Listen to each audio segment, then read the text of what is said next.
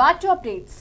మాజీ chief whip BRS party Hanumakonda జిల్లా అధ్యక్షులు దాస్యం వినయ్ భాస్కర్ను అరెస్టు చేశారు. అన్నదాతకు అండగా రైతు భరోసా విషయంలో కాంగ్రెస్ మోసపూరిత వైఖరికి నిరసనగా కాళోజీకి వినతి పత్రం అందించేందుకు వెళ్తుండగా పార్టీ కార్యాలయంలో నిర్బంధించే ప్రయత్నం చేశారు.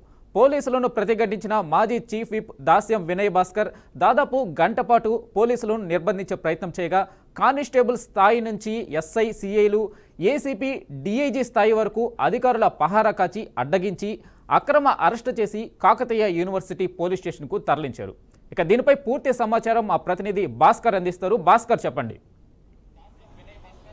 వెంకటేష్, ఏదైతుందో కాంగ్రెస్ ప్రభుత్వం అధికారంలోకి వచ్చిన తర్వాత అన్ని అమలు కాని హామీలు ఇచ్చి అధికారంలోకి వచ్చిందని చెప్పేసి ఇప్పటికే టీఆర్ఎస్ నేతలు పదే చెప్పడం జరిగింది. దానిలో భాగమైనటువంటి హామీ ఏదైతుందో రైతు భరోసా, తెలంగాణ రైతాంగానికి ఇచ్చే రైతు భరోసా ఎలక్షన్ మేనిఫెస్టోలో పెట్టినటువంటి అంశమే కాకుండా ప్రతి బహిరంగ సభలో ప్రతి ప్రచారంలో అప్పుడు పీసీసీ ప్రెసిడెంట్గా పనిచేసినటువంటి రేవంత్ రెడ్డి ప్రతి ఎకరాకు 15,000 రూపాయలు ఇస్తామని చెప్పేసి అప్పుడు చెప్పినటువంటి రైతు భరోసా సంబంధించి ఇప్పుడు కేవలం అమలు విధానంలోకి వచ్చాక 12,000 రూపాయలు మాత్రమే రైతుల అకౌంట్లో జమ అవుతుందని చెప్పేసి ఆ టీఆర్ఎస్ నేతలంతా కూడా ధర్నా ఆందోళన చేస్తున్న పరిస్థితి ఉంది. అదే దాని నేపథ్యంలోనే వీళ్ళంతా రోడ్ల మీదకి రావడం జరిగింది.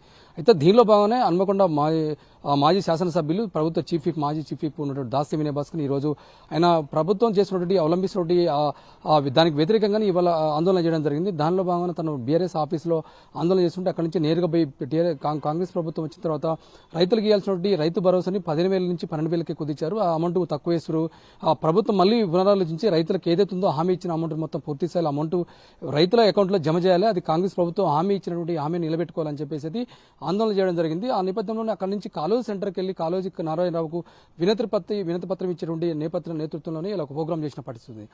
ఆయన నుండే టీఆర్ఎస్ పార్టీ ఆఫీస్ నుంచి తనను బయటకు రాకుండా హౌస్ అరెస్ట్ చేయడం జరిగింది. టీఆర్ఎస్ పార్టీలోనే నిర్బంధించి పోలీసులు చుట్టుముట్టడం జరిగింది. అయితే టీఆర్ఎస్ ప్రభుత్వంలో ఉన్నప్పుడు అలాంటి హామీలు చేయకుండా ఇలా పూర్తి స్థాయిలో ప్రభుత్వం కాంగ్రెస్ ప్రభుత్వం వచ్చిన తర్వాత వ్యతిరేకంగా నిందాలు చేస్తారని చెప్పేసి ఇటు పోలీసు వర్గాలు కానిస్టేబుల్ ఏసీపీ సీఏల కాంచి పెద్ద మొత్తంలో టీఆర్ఎస్ ఆఫీస్ చుట్టుముట్టడించిన పరిస్థితి. దానిలో భాగంగానే దాస్యం వినయ్ భాస్కర్ను అరెస్ట్ చేసి పక్కన ఉన్నటువంటి కాకతీయ పోలీస్ స్టేషన్ తరలించడం జరిగింది. అక్కడ ఆ పోలీస్ స్టేషన్లో తనను నిర్బంధించడం జరిగింది.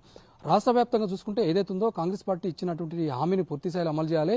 రైతులకు ఇచ్చినటువంటి రైతు భరోసా విషయంలో పూర్తిగా పారదర్శకంగా ప్రభుత్వం పనిచేయాలి. రైతులకు ఇస్తానటువంటి 15,000 రూపాయలు వాళ్ళ అకౌంట్లో జమ చేయాలని చెప్పేసి టీఆర్ఎస్ వాళ్ళు పదే చెప్తున్న పరిస్థితి. దానిలో భాగంగా ఇలా కాంగ్రెస్ పై ఉక్కుపాదం మోపే విధంగా టీఆర్ఎస్ నేతలంతా కూడా ఉద్యమం చేపడుతున్నారు. దానిలో భాగంగా ఇవాళ దాస్యం వినయ్ భాస్కర్ను అరెస్ట్ చేయడం. ఇలా రాష్ట్ర వ్యాప్తంగా చూసుకుంటే అందరూ కూడా టీఆర్ఎస్ నేతలంతా ఇలా మాజీ మంత్రులు కావచ్చు, మాజీ ఎమ్మెల్సీలు కావచ్చు, మాజీ చీఫ్ విప్లు కావచ్చు, ప్రతి మాజీ శాసనసభ్యులు కావచ్చు, రాష్ట్ర వ్యాప్తంగా చూసుకుంటే టీఆర్ఎస్ నేతలంతా కూడా రోడ్ల మీదకి వచ్చి ధర్నా రాస్తారోకలు చేసే అవకాశం ఉంది.